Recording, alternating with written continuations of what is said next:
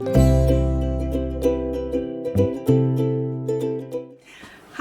my name's Kelly. Welcome to my channel. This is a space where I like to share my passion for sewing, and in today's video I'll be taking you through all of my makes for December.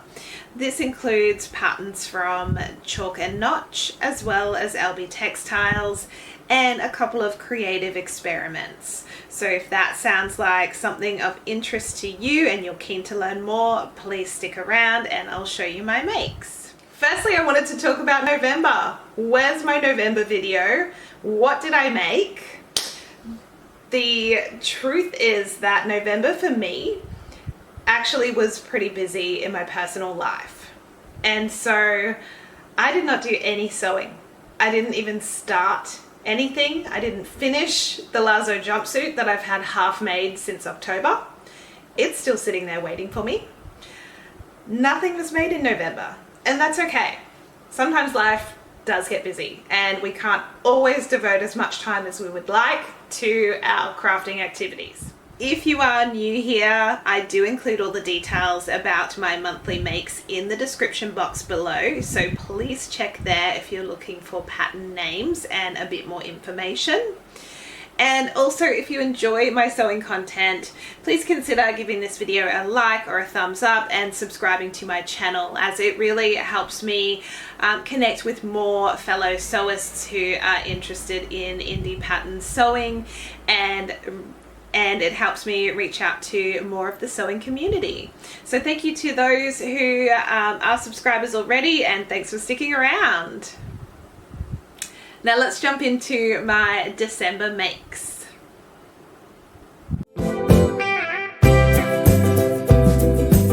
In December, Christmas was definitely upon us, and I realized pretty quickly that I have left any thought of handmade gifts to the last minute. I still wanted to make some handmade gifts for my friends and family though, so I came up with something that I knew I could sew up fairly quickly that wouldn't take too much time, and that is the Sun Tote bag by Chalk and Notch. This tote bag pattern comes in 3 different sizes, and it also has optional patch pockets on the inside and the outside. It also has 2 different size handles. I chose to make the medium size for most of the bags that I made, and I also included the short handles and the long handles. So it gave the user options. I included the external and internal patch pockets, and I also decided to use the optional magnetic snap closure. This was a new skill for me. I've not used these before or installed them in any of my makes. And I did Google and watch some YouTube videos on how to do this. The one downside to the magnetic closures in this particular pattern is that it is an unlined tote bag.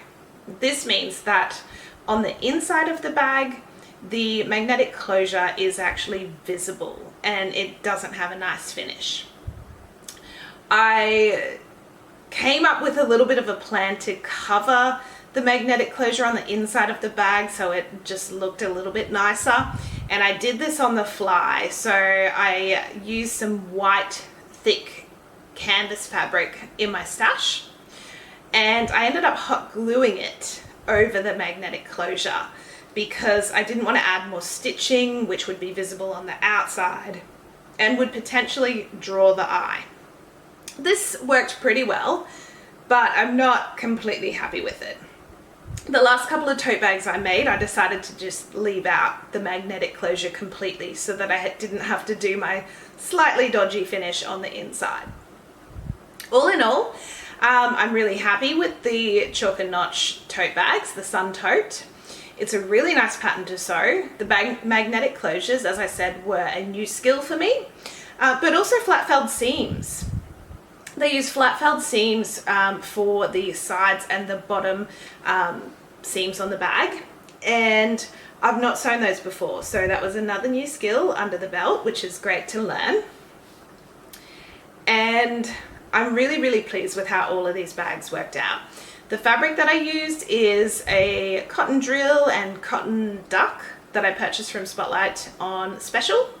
And some of the prints were really fun. There are a few that popped that were my kind of style, but there are a few that were more subdued that were picked purposely for the gift recipient that I knew would be their style. The Sun Tote is very practical. It's got 3 different sizes and 2 different size handles.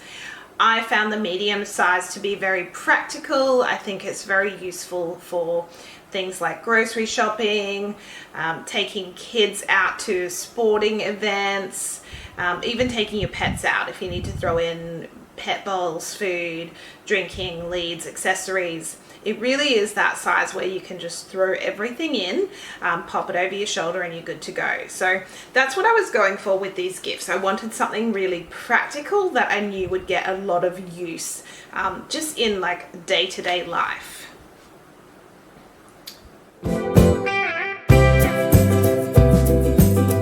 The Sorrento bucket hat is a really fun make.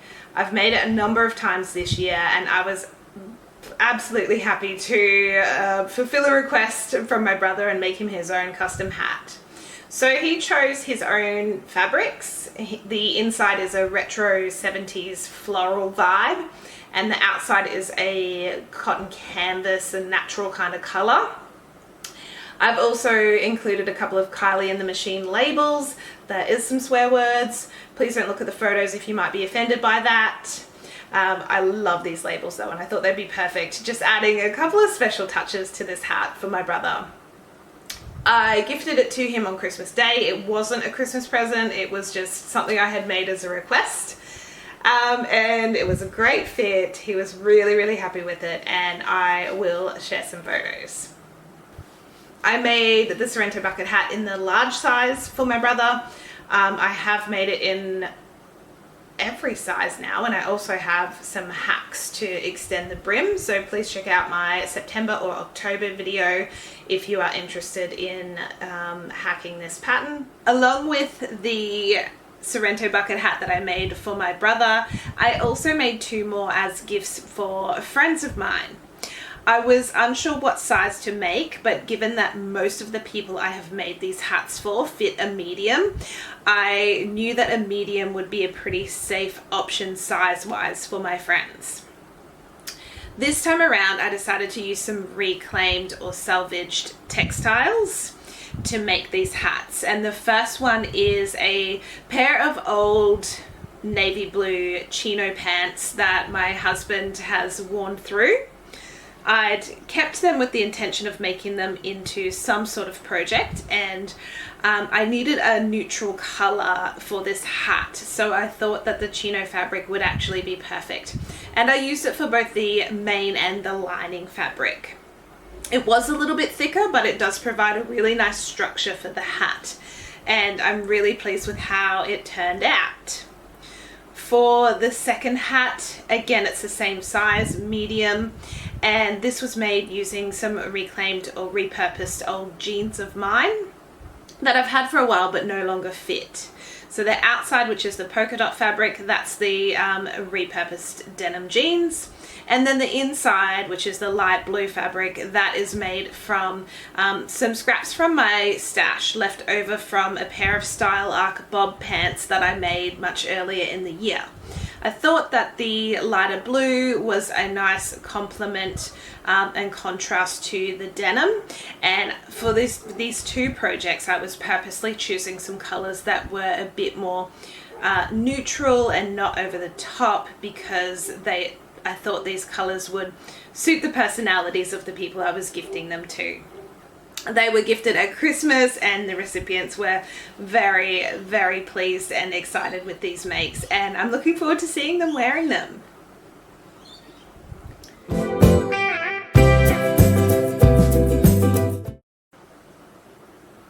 The next thing that I made in December was a bit of an experiment, and it's an idea I was delving into this time last year, but unfortunately just didn't have the time to have a bit of a play around, and that is bowls made out of rope.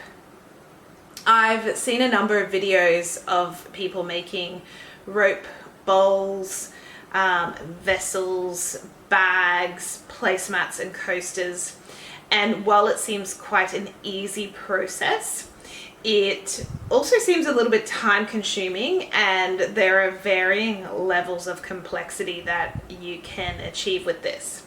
So I just went with a basic bowl shape to learn and practice the skill.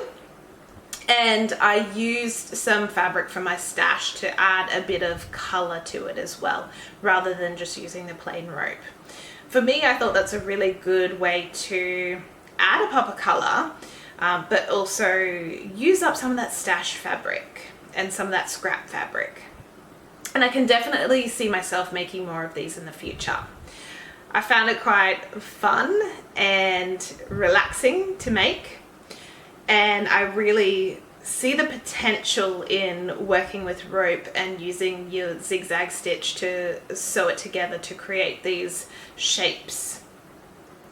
The rope's really lovely with the way that it holds structure as well, so it can be, I can see it being a really sculptural element. And I have seen some people make big tote bags using rope, which I think would be interesting to try. I also really like the idea of adding color, not just through scrap fabric, but through the use of dyes and paint. And I have seen people use Mod Podge to add color or pattern as well with fabric and also paper napkins. So there's plenty of options in creativity when it comes to making rope bowls or rope vessels or any creation with rope. I would like to delve into this a little bit more from a creative perspective, just to have a bit of fun and play with the rope and experiment, because there's a lot of potential, and I could see in the future this being perhaps Christmas gifts for next year. We'll see what happens.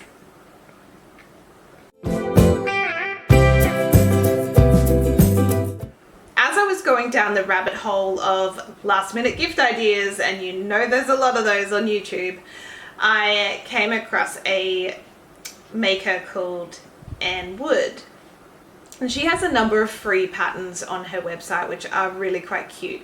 There's a lot of small decorative animals and critters and creatures and things, but what I saw on her site that I wanted to try was the happy cat pattern.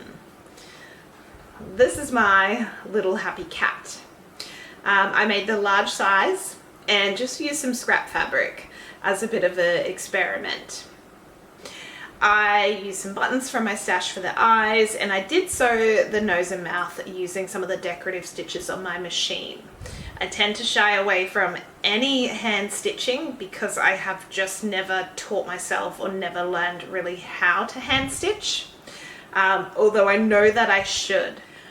Well, I try to do everything I can to avoid hand stitching because I don't know how. I did hand stitch this end after I had added my stuffing, and I think I did an okay-ish job on that.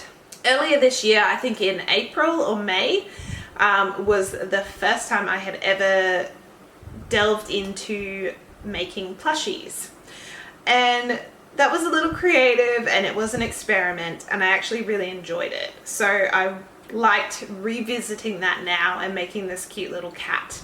And I would probably make a few more just for fun, possibly even to give to some of the cat lovers in my life. It would also be really fun to supersize this pattern and turn it into more of a cushion. I think that would be a really great vibe as well.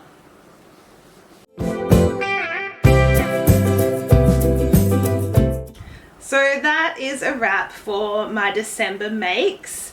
There's a few new things on the list that I've not made before. The Sun Tote by Chalk and Notch Patterns, as well as the Happy Cat by Anne Wood Handmade.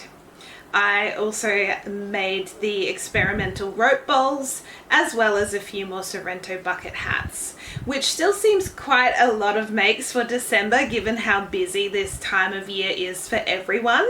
I'm pleased with what I made, I'm happy with the patterns I chose, and I had a few new techniques that I learned from the Sun Tote and the Happy Cat pattern as well, which is always good. I'm looking forward to January. I'm hoping to have a little more time to sew over the holiday break, although not as much as I would like. And then I'll be back at work early in January. You'll catch me online as usual. I've got a few more videos planned for this time of year. And I hope to see you in a future video as well. Thanks so much for joining me today. I'll see you later.